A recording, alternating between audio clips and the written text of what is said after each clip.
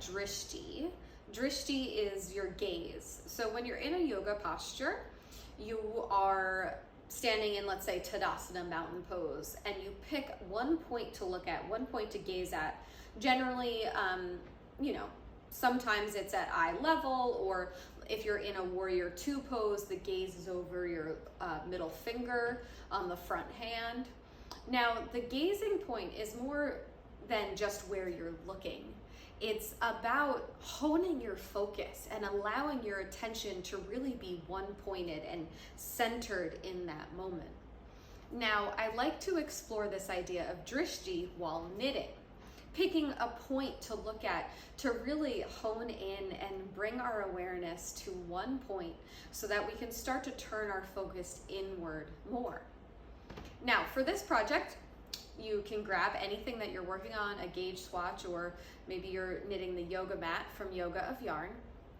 Whatever it may be, try to find a comfortable seated position. So I like to sit in easy pose, Sukhasana, up on a chair or on the floor. And right now I'm working with some hand spun. So this is 100% merino wool that I spun, and I'm just doing a gauge swatch so I can kind of get an idea for what my gauge is so that I can knit a hat. So that's what I'll be working on. I'm just doing simple stockinette, knit a row, purl a row, knit a row, purl a row. As best you can, don't engage with the thoughts. We're trying to hone in our attention to what's going on inwardly. Just gaining awareness.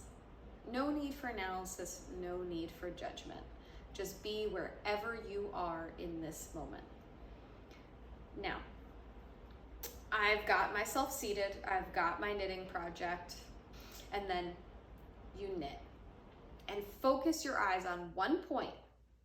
And focusing your eyes on that one point while training your mind to stay with that focus and not get distracted by all the other thoughts that might be popping up into your head. And they will come. Trust me. The lesson here, though, is that we learn to not engage or respond to every thought that comes into our mind.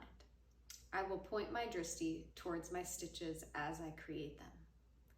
So one way you can go about this drishti, this knitter's gaze practice, is by having an intention of focusing on your stitches. And you can repeat the intention of, I will point my gaze towards the stitches as I create them.